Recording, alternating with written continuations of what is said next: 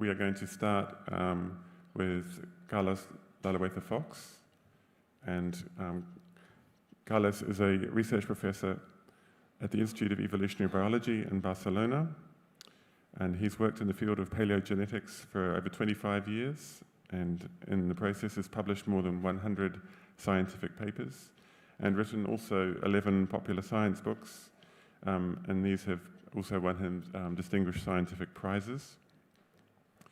And amongst his research, he was one of the first to complete the mitochondrial genome from an extinct species and the first functional analysis of an ancient gene of the first Mesolithic human genome.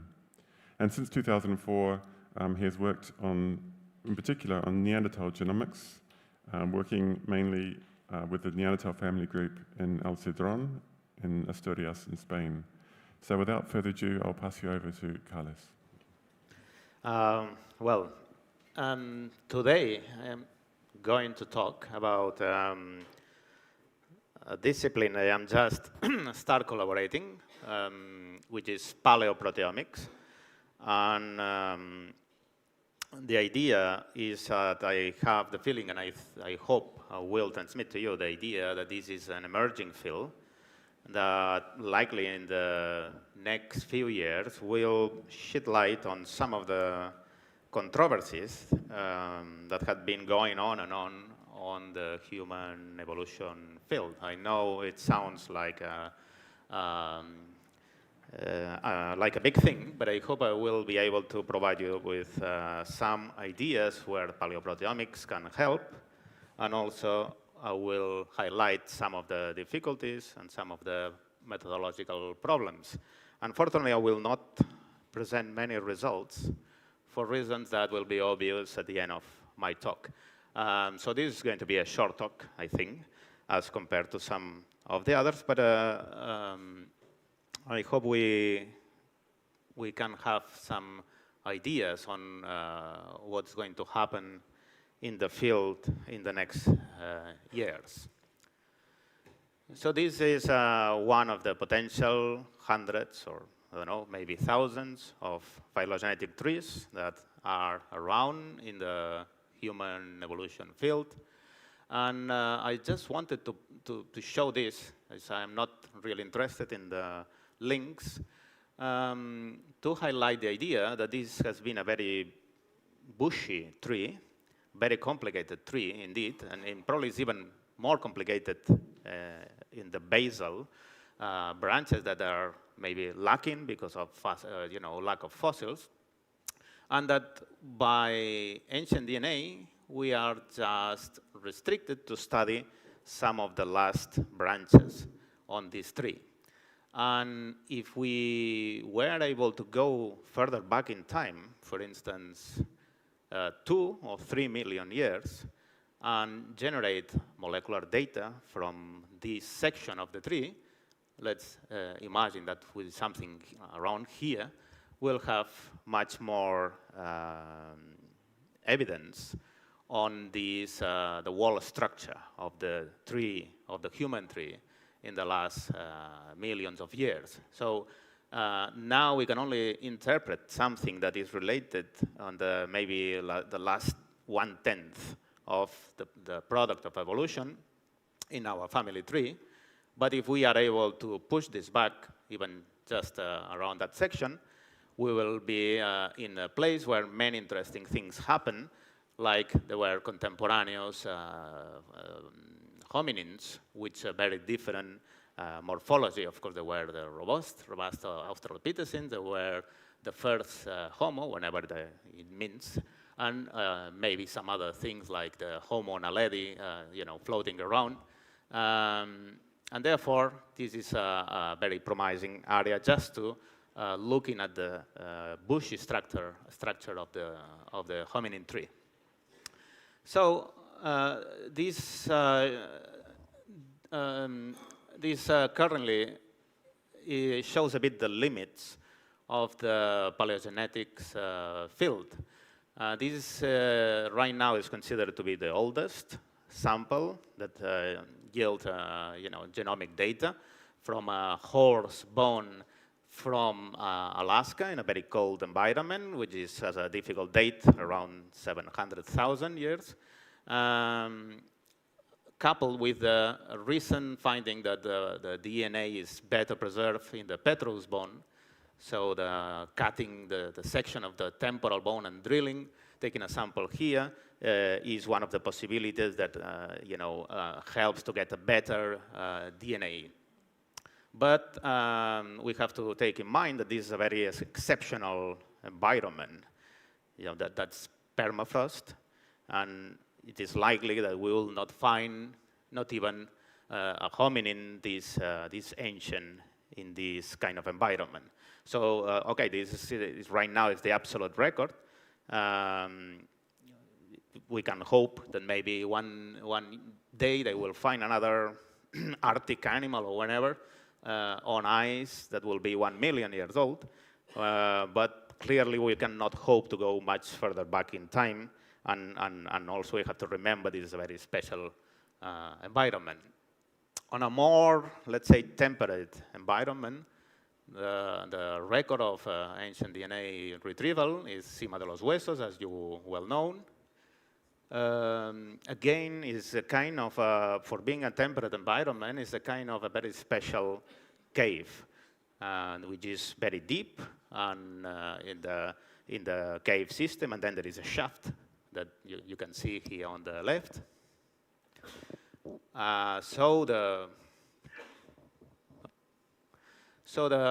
material itself is quite closed, and that provides a kind of a thermal stability, even if it's not ideal. And this has a date of 430,000 years, more or less. And of course, Svante is working on that site, and I guess he will explain the difficulties of the preservation of the DNA, because really this is a cutting-edge thing for a temperate environment. I am not really, I don't know, maybe one day we'll find something which is 500,000 years old and still have DNA.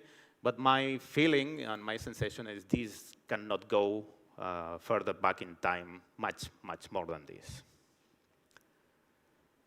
And of course, there are many interesting things that happen in the last 2 million years, including the first out of Africa, and that and this is there are remains that are found in the Melanesia or in Atapuerca.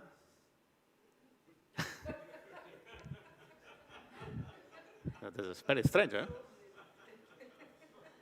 It's completely useless, apparently.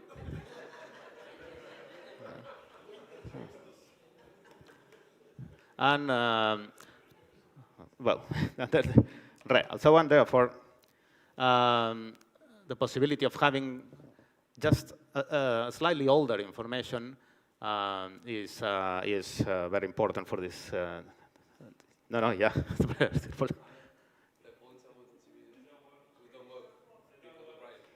Okay. So it's absolutely useless, right? So let me talk a bit about the field of the ancient proteins and where is it going and where it has been. I mean, this is from a review from Enrico Capellini. I will talk to him about him later on. I guess we should also put here a paper that was just uploaded this week at bioRxiv. I don't know if you had the chance to look at it, where they retrieve ancient proteins from a rhino tooth from the Melanesia.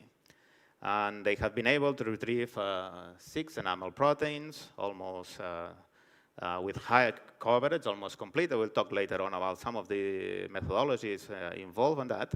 And therefore, they have been able to solve the phylogeny of the rhinos that were found at the Melanesia and dated to 1.77 million years. So we have now, for the first time, a molecular phylogeny of something that is close to 2 million years based on proteins.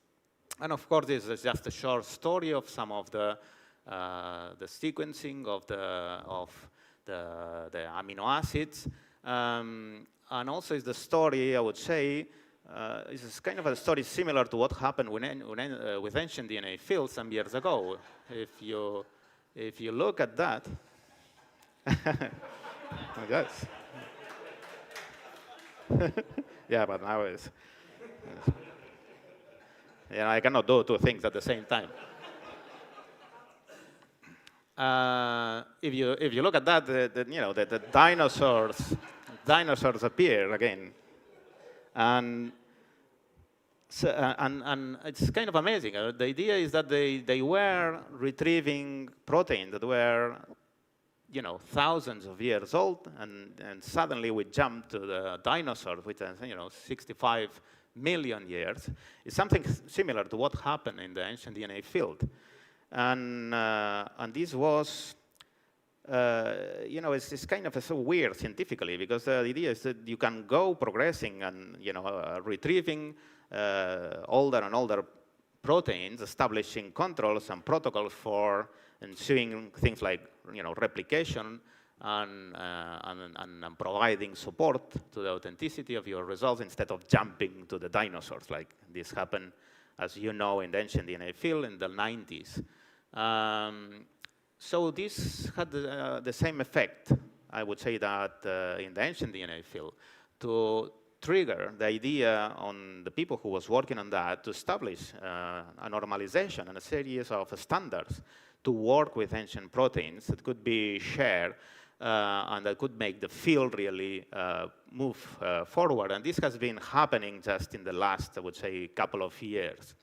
And some of these things are quite obvious, like maybe independent replications or uploading all the spectrometry results in public databases, sharing protocols with all the people who is working in the field, etc. And this is happening now in the field. So it's the field is a bit like, the ancient DNA field in the year 2000 or something like that. So it's almost 20 years behind, but it's following the same path, I hope.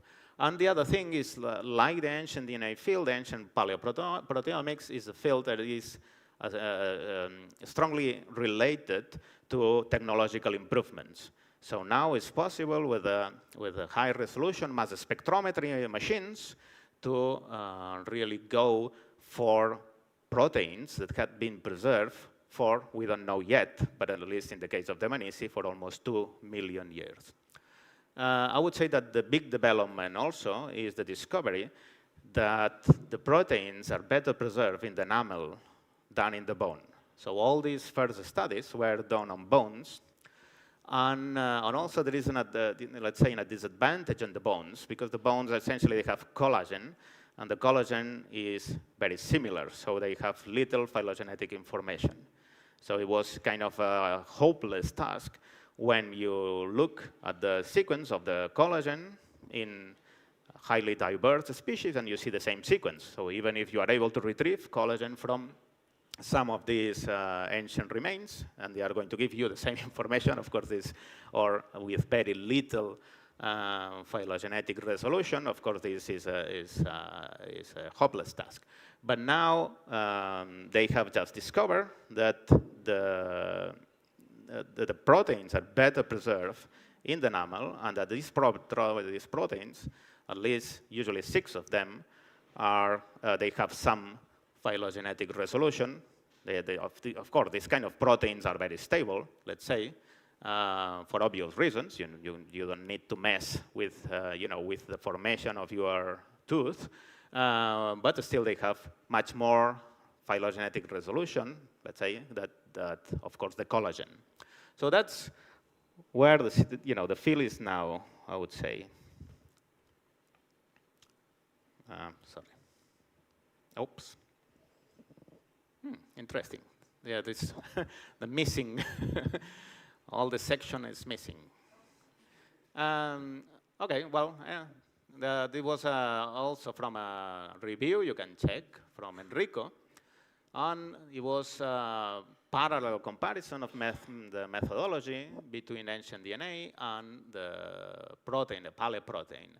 So the methods are different. I will explain very briefly, and I don't want to go into very technical details.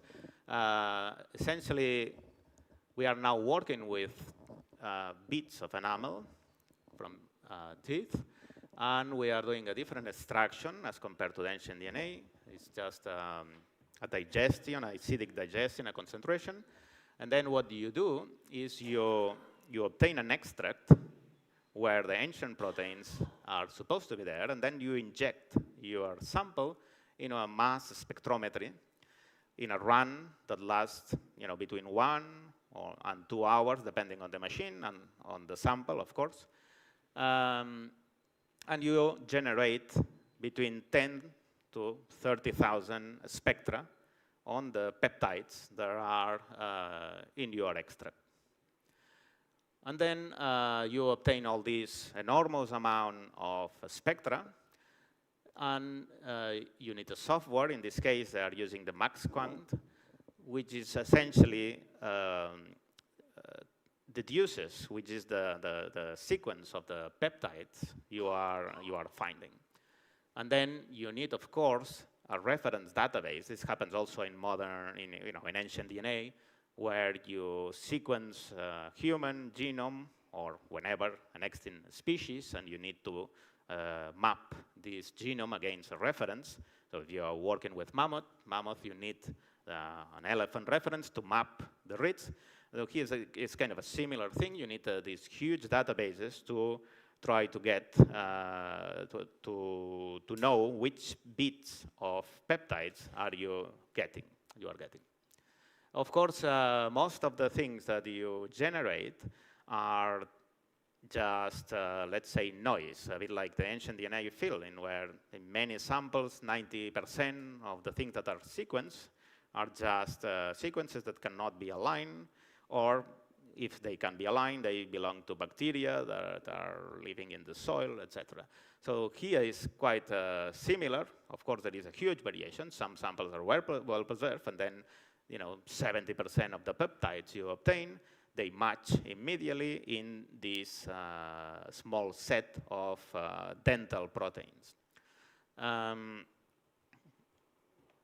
So this is kind of a difficult task. You obtain something like that. This is a spectra.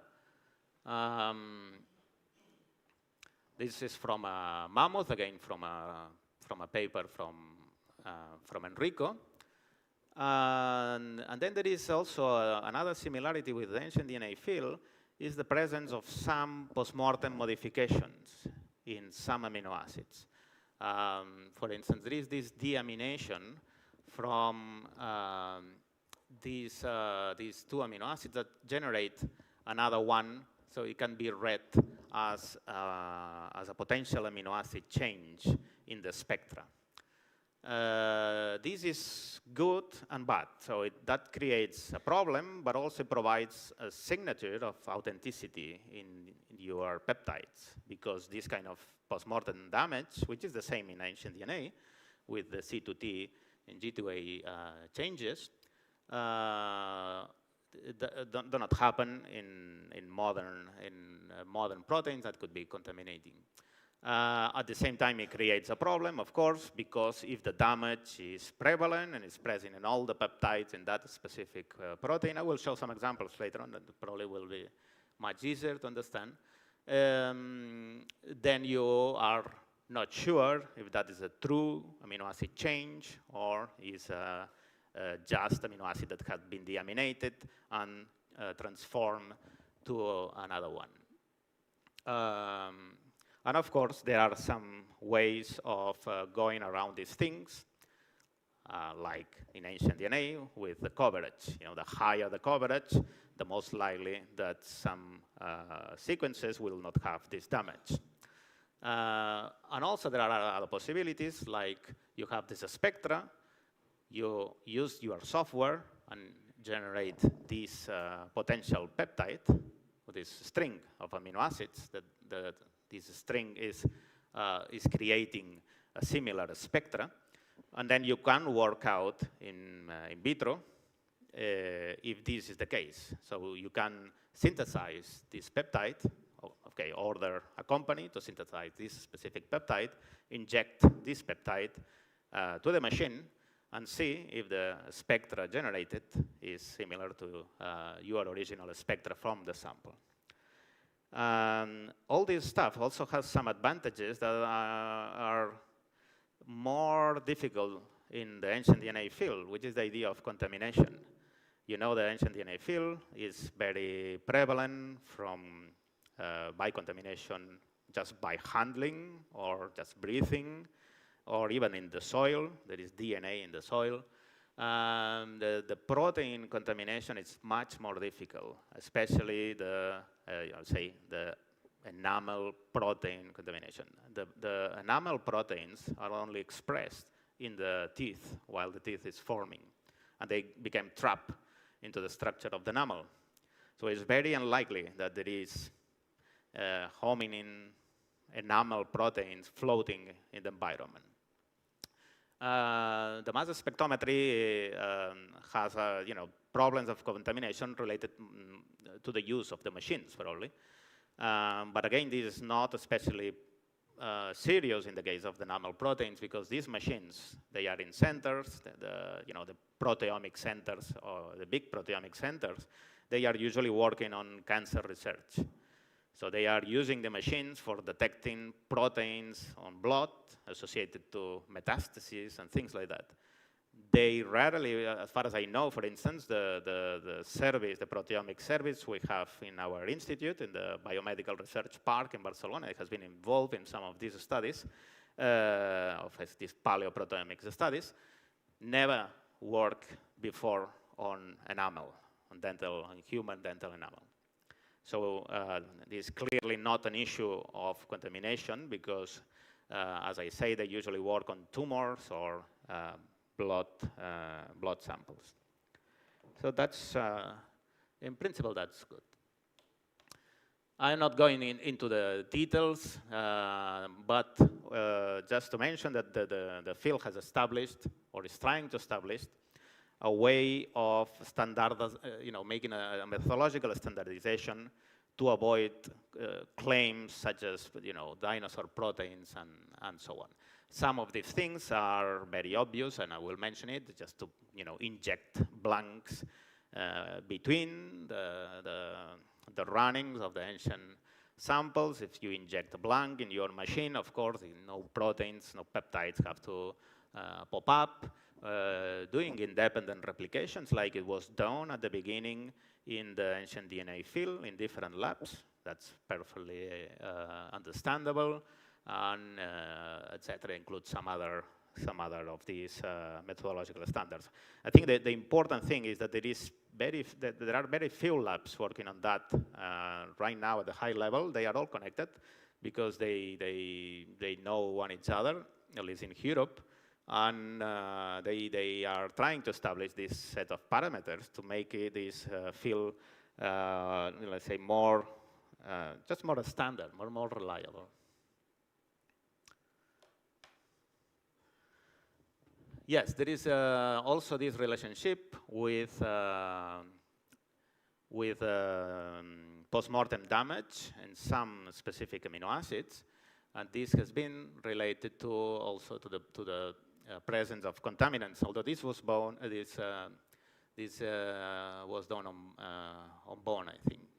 So the idea is that the possible contaminant peptides do not show some of this damage. Some other damage, like hydrolysis or phosphorylation, happen during destruction sometimes, or even in modern peptides. So there is some kind of, there are some kind of damages that are less annoying, let's say, but at the same time are more prevalent. The one that is, let's say, affecting the spectra is the one that is produced post-mortem, and therefore can be used to ascertain the protein. But at the same time, as I said, it can be slightly misleading. This is one case where one of these changes from one amino acid to another change the attribution of an ancient peptide from, I think it's a capra, to a pos. And of course, this is a problem in this case that can be overwhelmed, can be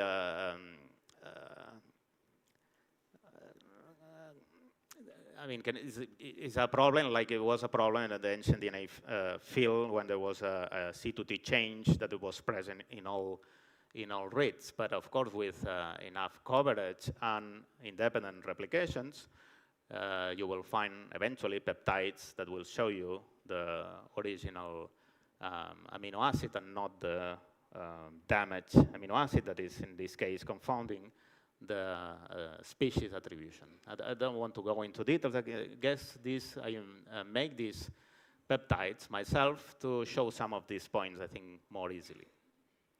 We have also the idea of the coverage. Like in ancient DNA field, the coverage, it means the number. Just imagine these instead of peptides of amino acid strings. Imagine these are nucleotides on ancient DNA. And the coverage means is the average number of reads you have over a specific nucleotide position. So in this case, I don't know, I'm not going to count, maybe 12 or 15. Let's imagine this on average is 15x coverage. So of course, this is kind of a robust nucleotide position because it's covered by 16 independent DNA reads. In this case, this is a peptide. When we saw a spectra, in the machine, we don't know how many copies of these peptides are generating the spectra. Apparently, they can be thousands. And then, if the peptide is prevalent in your extract, then the same spectra comes again and again and again. Sometimes slightly different, a bit longer, like happens with ancient DNA. So these are peptides that have been fragmented in different places, in different amino acids, and then you map them and just cut the thing. You have to imagine they can start whenever they want, let's say, and you go mapping them. Some of them are 1 or 2 amino acids longer, and then you obtain a consensus sequence. And in some of the the paper that has been just uploaded on the Rhino from the Manisi, the coverage is more than 100. So for each of these enamel proteins, there are more than 100 peptides and covering almost, in some cases, essentially almost all the protein. But this happens like in ancient DNA, of course. Then the problem is if the coverage is smaller. Let's imagine this thing. You got these 2 bits of a peptide. In this case, of course, there is an uncertainty, like an ancient DNA field. Imagine that instead of having an ancient genome with a coverage of 10x, just imagine 10x. It means, on average, every nucleotide on your genome is covered by 10 different reads.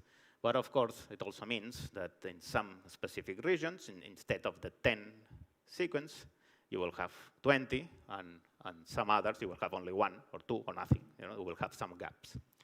This is also the same thing. So in this case, we have, for this bit of protein, we have just 2 peptides, and this is obviously suboptimal, let's say.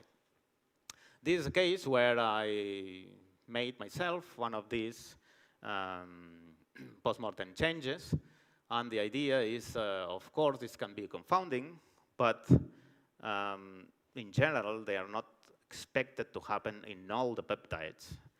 That particular position, they aminated in all the peptides that are in the extract, and therefore, the higher the coverage, you will eventually discover that this is a peptide that had this position degraded postmortem. So, all these things can be worked out. And I found many parallelisms also in ancient DNA. When, if you increase the coverage, you will get rid of the possible content of the annoying postmortem damages.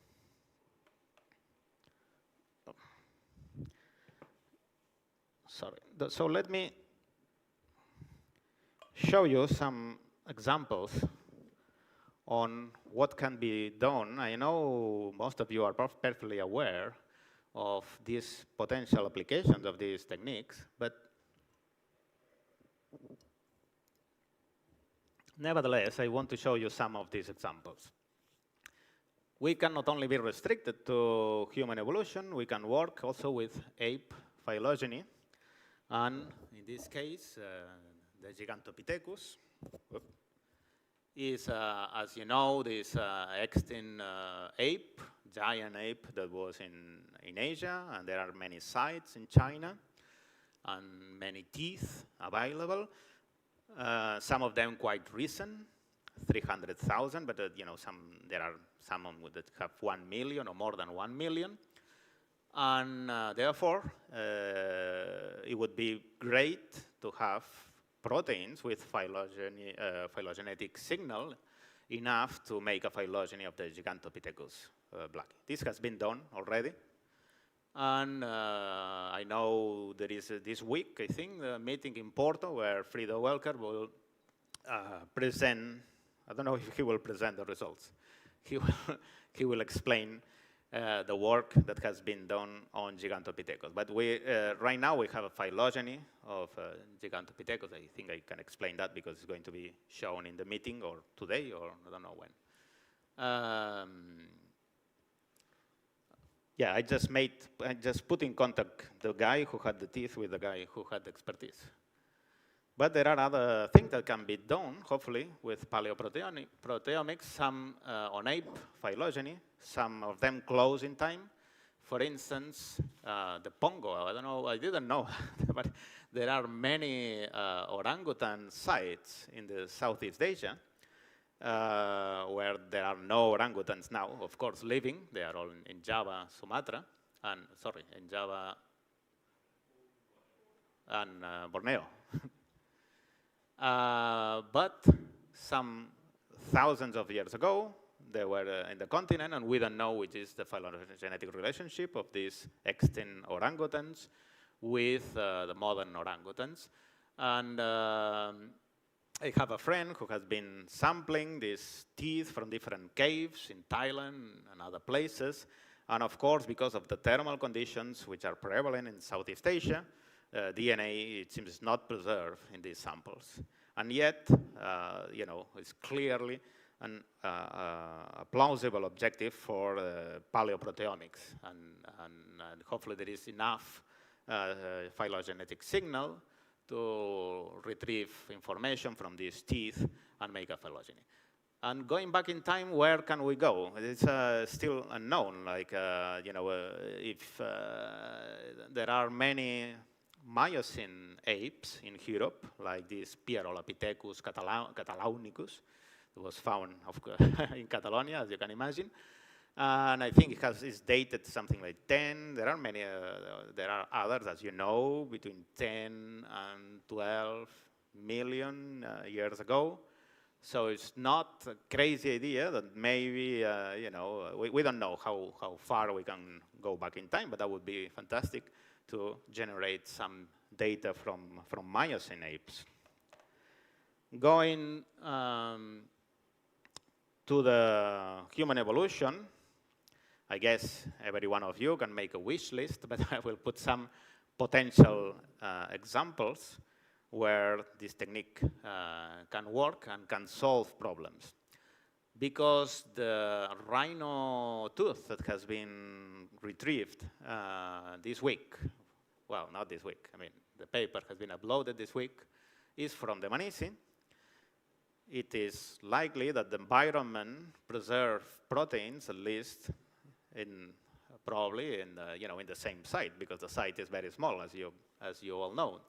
So one possibility would be to retrieve proteins from teeth from different skulls, the Manisi, and see if they belong to the same hominin or to different species or morpho species, as some people has proposed or still thinks. So this seems an achievable objective, to retrieve ancient proteins from the Dmanisi skulls, because we already know that it's possible from the animal remains on the same site. Another potential example where the paleoproteins can help is the Homo antecessor from Atapuerca. As you know, this is dated to 800,000 years. The environment is different from Sima de los Huesos, but I guess we all will agree that it's impossible to obtain DNA from these ancient hominin. And then there is the story that what Homo antecessor means. Some people believe it could be, an ancestor of the Neanderthals. So it could be, we were talking about the ancestors of the Neanderthals. It could be that they are in the line of the Neanderthals. Some believe, considering that the mitochondrial DNA of Denisova, of Sima de los Huesos is Denisovan, that maybe it's not, maybe it's an ancestor of Denisovans. And the original publication, if you look at that, because of the morphology of the face, they believed it was a direct ancestor of modern humans, even if it's, in the wrong continent, let's say. But that would be another potential application of the paleoprotein analysis.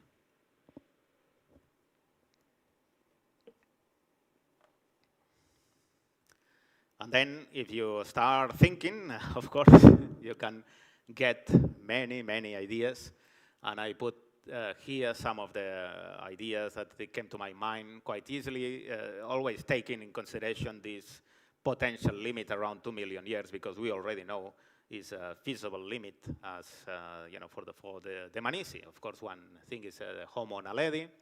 It would be fantastic, I think, to retrieve proteins and make a tree with Homo naledi and see where it goes. And there are also the robust Australopithecines.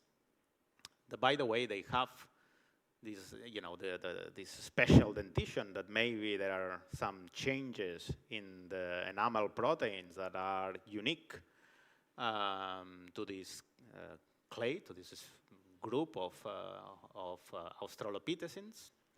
It would be great, I think, to have a tree where you can see how the robust Australopithecines relate to Homo naledi, or the first Homo. It will be possible to look for Denisovan individuals in the fossil record of Asia that are not going to yield any DNA.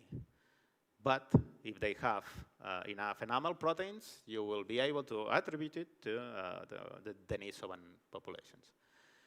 Of course, there is the hobbit. I don't know if there is DNA. Maybe there is DNA, maybe not.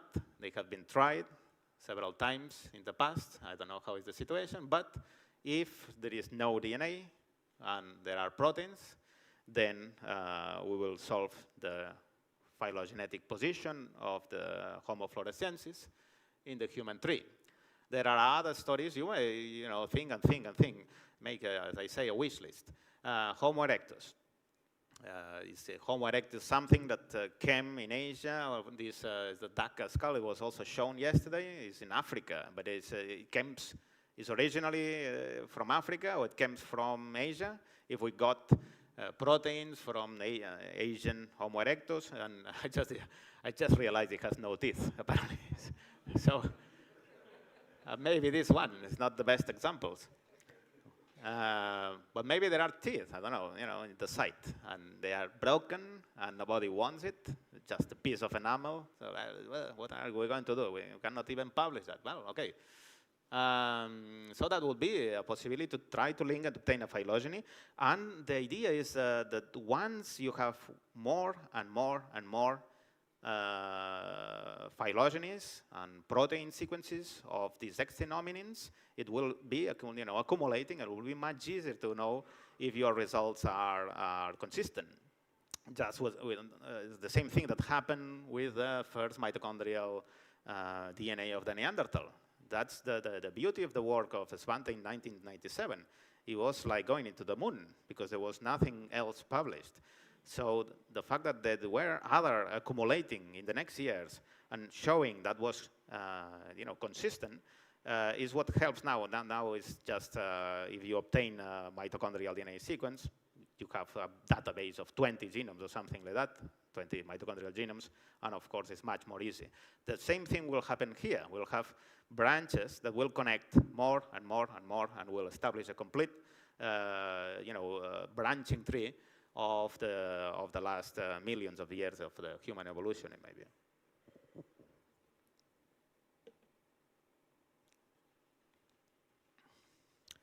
Of course, we are restricted, as I said, to this list of proteins.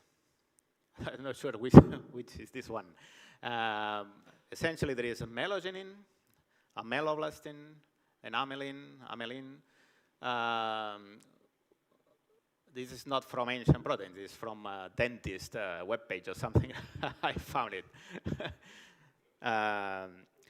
And of course, there is a problem with that, is that this is a destructive technique, and you need to take a piece of enamel.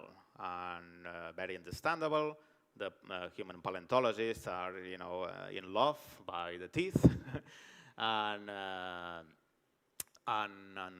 the enamel is just the chip of enamel. It can be 200 milligrams. It's not a big loss. Sometimes in the sides, the teeth are broken already, and but also I think that they can't be cut in half, of course.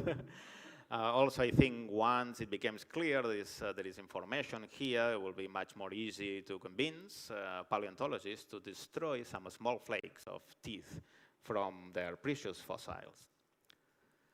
Another interesting thing, if you think on that, is that now we can sex the specimens. Because the melogenin gene, it has a different sequence in males and in females, in the Y chromosome and the X chromosome. It has this small insertion, so the peptides are different. And this has been used in human forensics, of course, during many, many years, just doing a PCR on this specific fragment of the melogenin gene, and just running a gel, an electrophoresis gel, and if you have two bands, the suspect of the crime is a male, which is in 90% of the cases. And if there is only one band, is a female. So we are now able to provide a sex of any specimen in the fossil record in the last at least 2 million years, which is, in some cases, is very interesting information. I think even yesterday we were talking about Taboon 1, is a male, is a female, is archaic, or maybe it's whenever it is. Now we could know if it's a male or a female. Just need a chip of enamel, a bit of luck. So, as I see the thing, there are some clear advantages. We can go further back in time as compared to the ancient DNA. We don't know how further back in time. We know that we can reach 2 million years.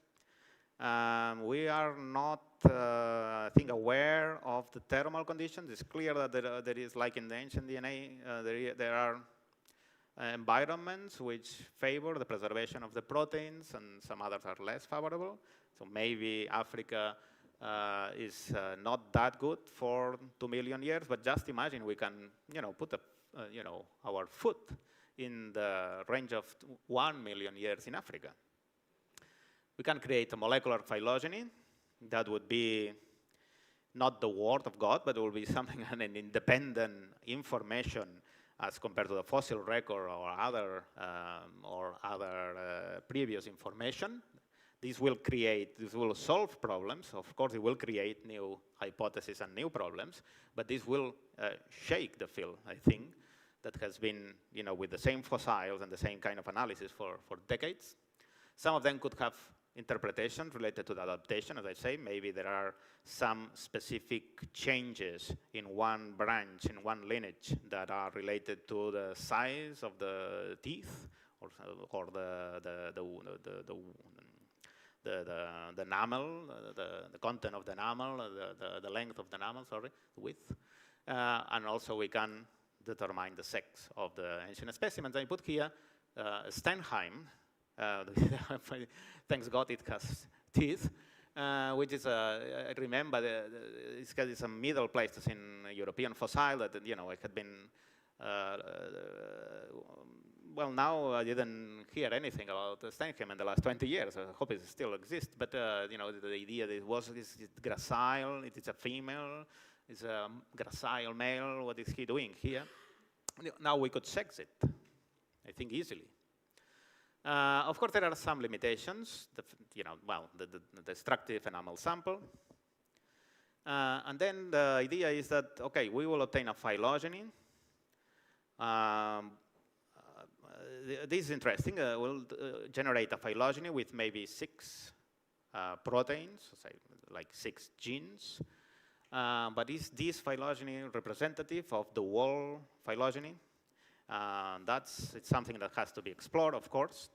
And the idea is that if you make a phylogeny of hominids, taking the 20,000 genes, then you will obtain a very robust phylogeny, and with a pongo, then gorilla, then chimps, then humans, etc. If instead of taking 20,000 or 1,000, whatever, you take 6, well, let's say you take 1 gene and you make a phylogeny with 1 gene, from time to time you will obtain a phylogeny where the chimp diverges first and the gorilla second, and etc. So the shorter the genetic information you use for your trees, the problems that can arise on the representation of the phylogeny. But I think that if we take at least the 6 genes, genes that are present in the enamel, and we make a phylogenetic tree with modern apes, Neanderthals, and Denisovans, because we have the sequence, and the tree is consistent, then there are many hopes that the trees made with the same proteins will be also consistent. We did that, and in fact it works with a very strong support. The tree that we generated with an amylin, this set of proteins, is consistent with 100% support. Slightly less with Neanderthals and Denisovans, because there is no much variation. Of course, this technique is not going to help us to distinguish between Africans and Asians or something like that, because these proteins are very conserved. So they will be useful in the range of millions of years, where there are few amino acid changes that can be accumulated in one lineage or another, because they have been separated by 1 million years or something like that.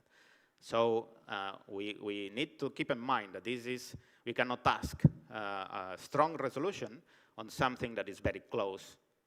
In this case, we'll have, of course, DNA, and it will be no useful at all. And yes, there is another thing that I didn't put here. It's not a limitation, but now that we are getting into the idea that the trees, phylogenetic trees, are an oversimplification of the evolutionary process, it is a bit sad that we will go back to the representations on trees. But this, of course, is the only possibility we'll have. So I found this because I have been claiming that we have to imagine the evolution like a network of interconnected nodes, etc., which is a thing that you can do with complete genomes, and you can detect these hybridization events. Of course, in this case, we will come back to the oversimplification idea of the tree of life. But at least we'll have, I hope, a new evidence, a molecular tree that could be built directly on human remains that can be contentious sometimes for many years. So I am approaching the anticlimactic end of my talk. We have data, but my collaborators, my colleagues, has asked me not to disclose any result, because you are clearly people who cannot be trusted.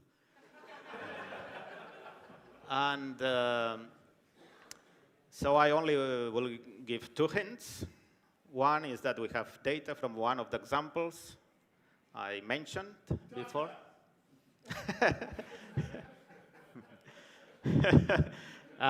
Okay. One less. But to just make this clear, we have a molecular phylogeny of an archaic hominin that is neither Neanderthal nor Denisovan.